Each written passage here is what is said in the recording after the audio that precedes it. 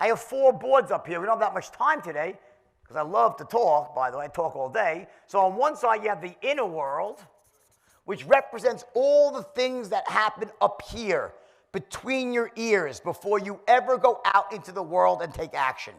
It's your mindset for success. And on the other side, you have what's called the outer world.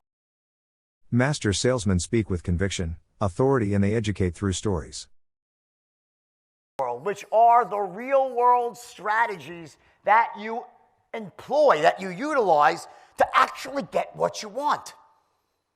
You set yourself up here and execute here. One without the other, it is really hard to achieve at any reasonable level.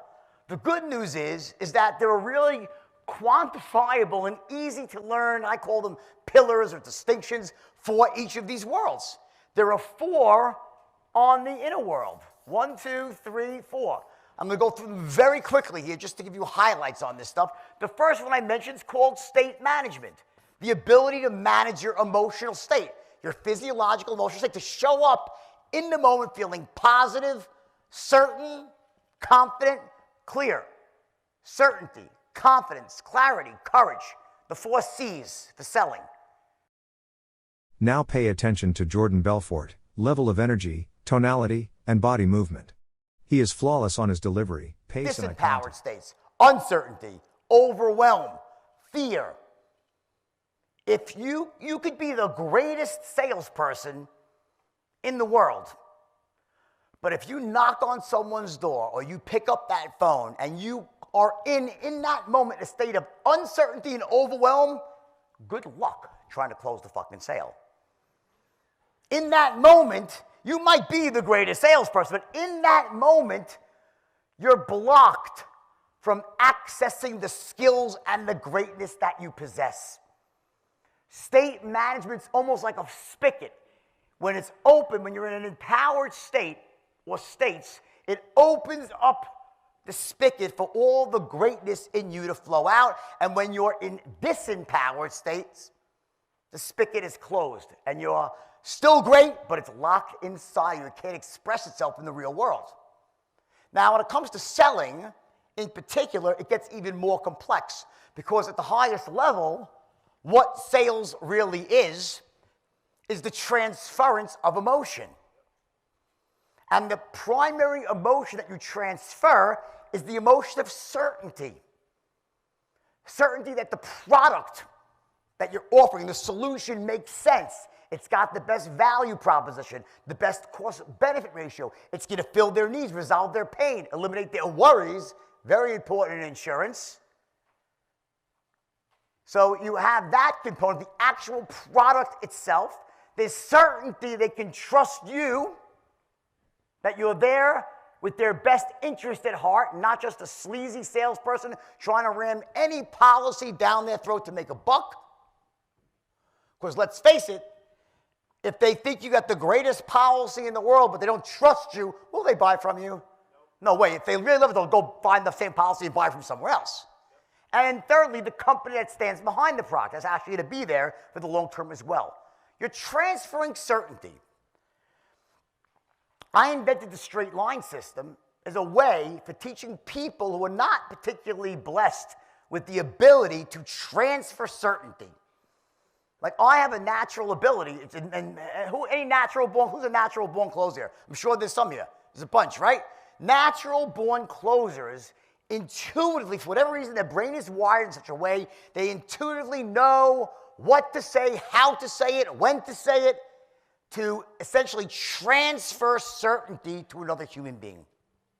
The straight line system allowed these young kids, and since then over the last 30 years, people all over the world to close in that same way, to transfer certainty. The straight line system allows you to transfer certainty, but what it doesn't do, it doesn't create certainty. It transfers it. Certainty is created by you. By showing up in a state of absolute certainty, and the straight line allows you to transfer that certainty without breaking fundamental rules of selling and human communication. Like, I can't transfer certainty and make them hate me at the same time. I can't transfer certainty and bore them to death or make them think I'm an idiot or I'm a loser. Or I can't transfer certainty in such a long-winded way where they're just like, no, there's rules. I can't break rapport. There's all these rules of communication.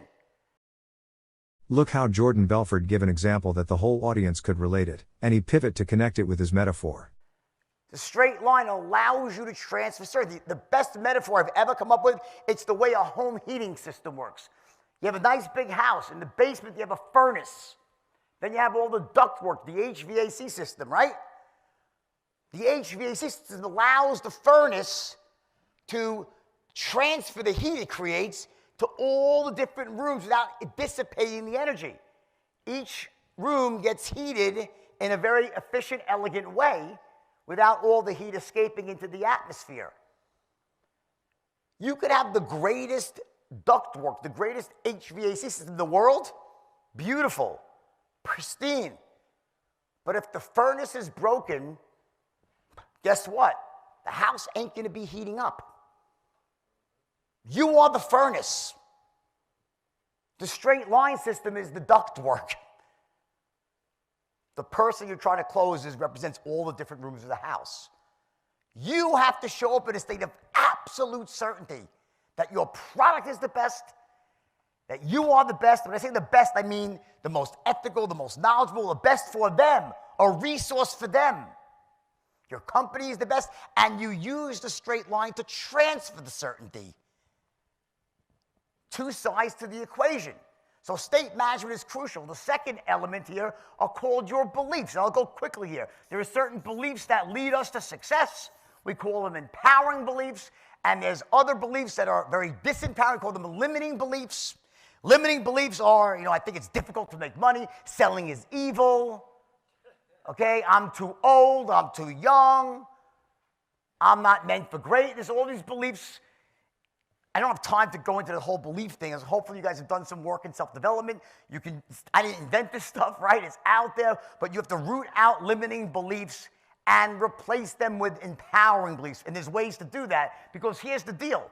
We're all held down by our lowest level limiting belief. It's almost like, imagine a beautiful Ferrari race car, right?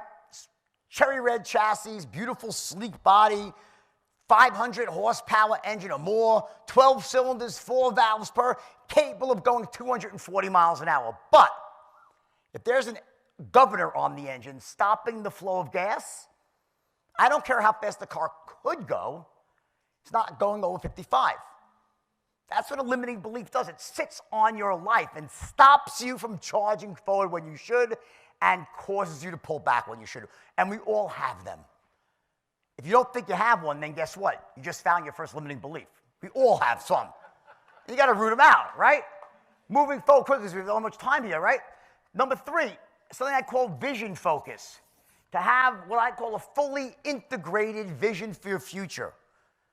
Meaning, where do I see myself in 5 years from now, and why does it matter to me? Your why. Why do I want to get what I want to get? It's not just money. Your why can't be money.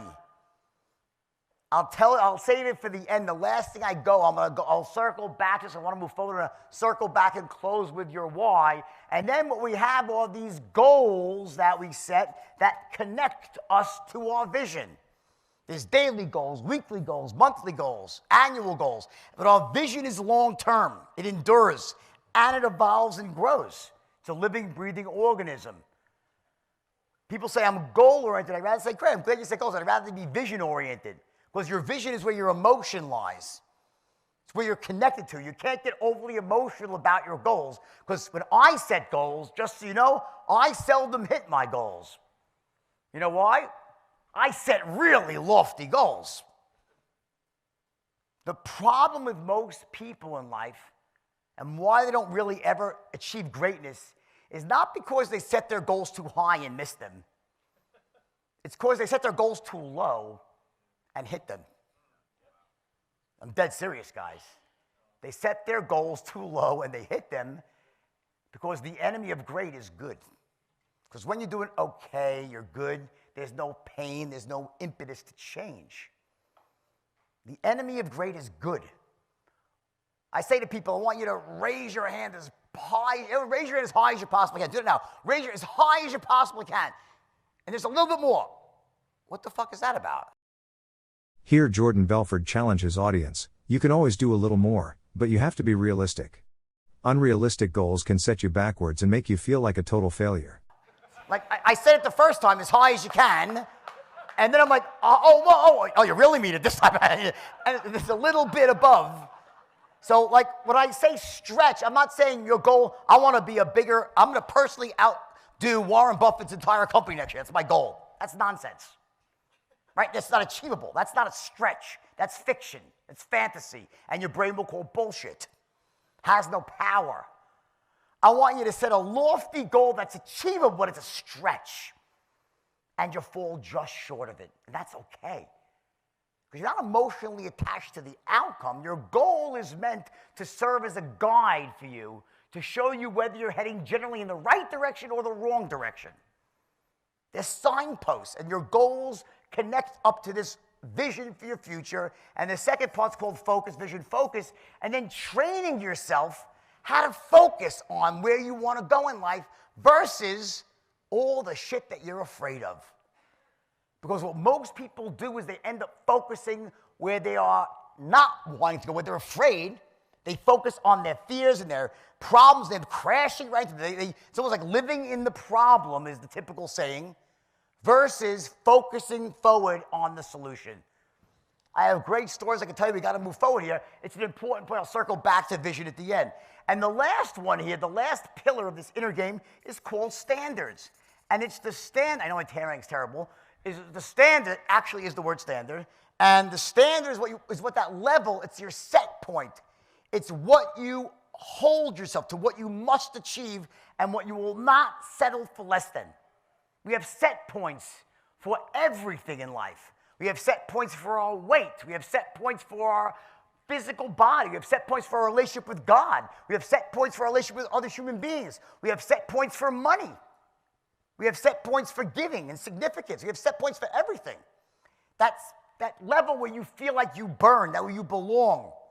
When you are below that, you have angst. You feel uncomfortable. You work really hard. When you hit it, what do? You're like, it's like a thermostat. That house with the furnace and the ductwork, it also has a thermostat that says, here's where we belong.